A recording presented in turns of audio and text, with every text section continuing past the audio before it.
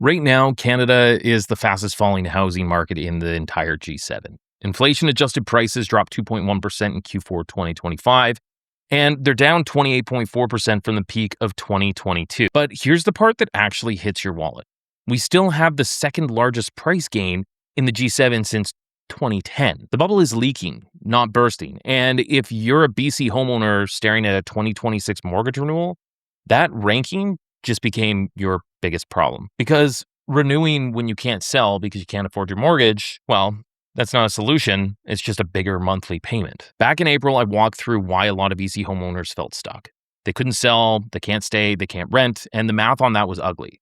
4 months later, the trap didn't loosen. The renewal side is getting even sharper. Here's what we're covering. The G7 number that actually matters for your mortgage, the real BC renewal payment math, and why selling isn't necessarily the escape hatch that you're hoping it is.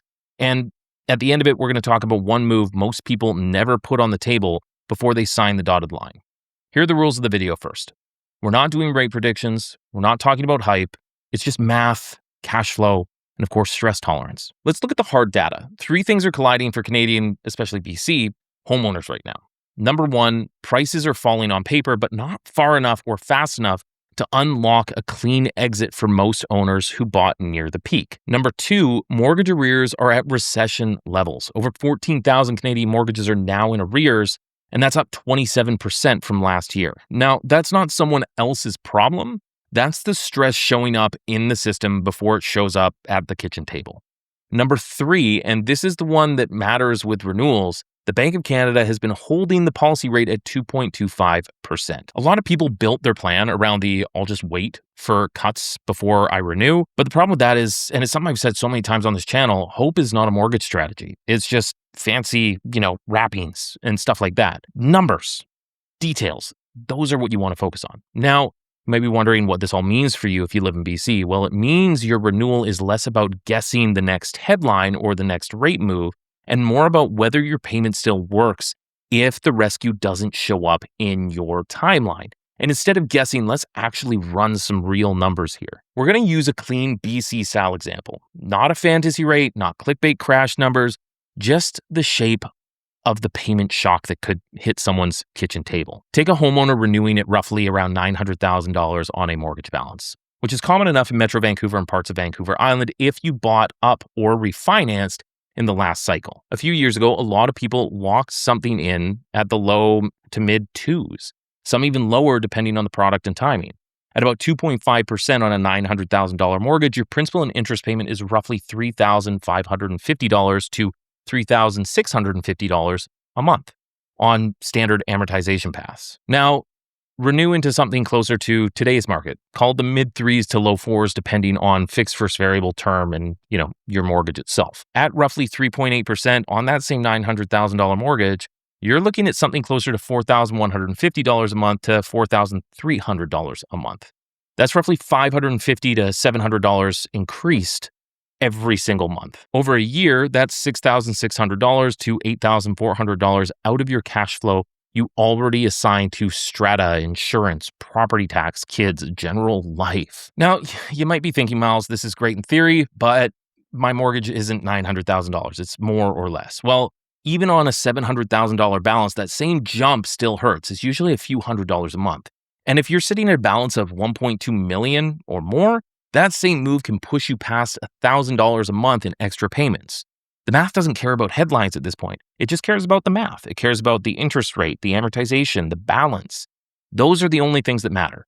Anything you see in headlines about rates going crazy or buyers coming back or any of this doesn't matter. What matters is your payment. And when you think about this, this is all before you layer in any BC carrying costs that don't care about your renewal date. Insurance resets, strata special levies, property taxes, maintenance. I mean, have you ever replaced a roof? It's not cheap. So the first trap isn't rates might go up or down someday. The first trap is your renewal payment can jump hard enough that the house you already own starts to feel unaffordable, even if you never move. So the natural reaction is, fine, I'll just sell my house. But that's where the BC market is closing the door right now.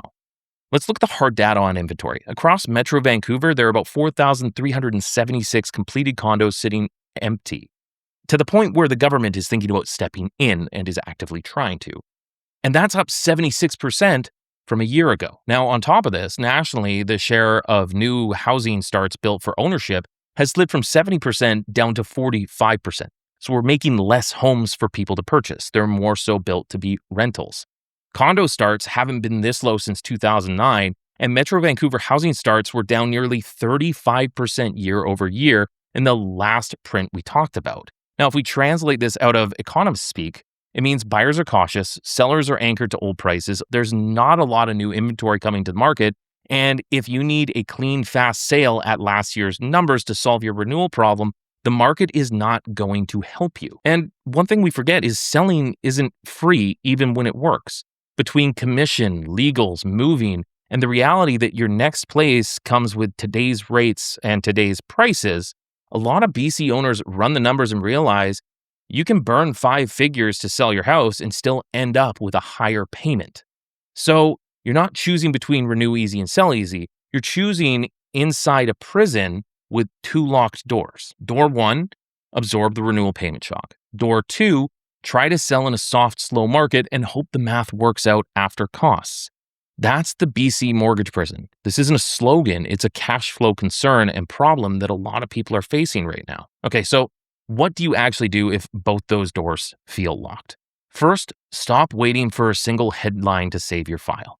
The waiting game is only going to hurt you if you don't know your numbers, your details, and what to do next. Second, build a renewal decision on 3 columns, not just the interest rate itself. Column 1 is payment. What is the real principal and interest payment at today's options on your balance, your remaining amortization, your product? Not your neighbor's screenshot, yours. And if you can't afford that payment, what are the options to extend that amortization to decrease it so you can be comfortable in your home again? Column 2, flexibility. How painful is it if you need to break, port, refinance, or sell in 12 to 24 months? This is where people get wrecked by the fine print, including penalty structures. If you haven't watched my breakdown on how IRD penalties can turn a small break into a $20,000 to $30,000 problem, I'll make sure to put that at the end of this video. Column 3, the exit cost. If the plan is to renew now and sell later, price the later. Holding costs, listing days, price cuts, transaction friction. Now, the third thing you want to look at is stress testing your lifestyle, not based on what people say on Twitter, TikTok, or X or whatever, but actually looking at your details. If the variable is the cheaper option today, but a 0.5 or 1% move makes you miserable, makes it so you can't afford your groceries, or heaven forbid you're being foreclosed upon, that's a real problem. Someone takes a variable because it's the cheapest option, then the rates move, payments jump, and all of a sudden they're thinking, what the hell have I done? How do I get out of this? Fixed versus variable isn't a personality test. It's a cash flow and a sleep at night test.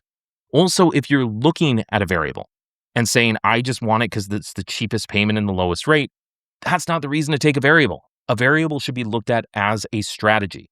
If the variable rate is, let's say, 0.75% lower than what the fixed rate is, take the variable, but make the same payment as that fixed rate mortgage.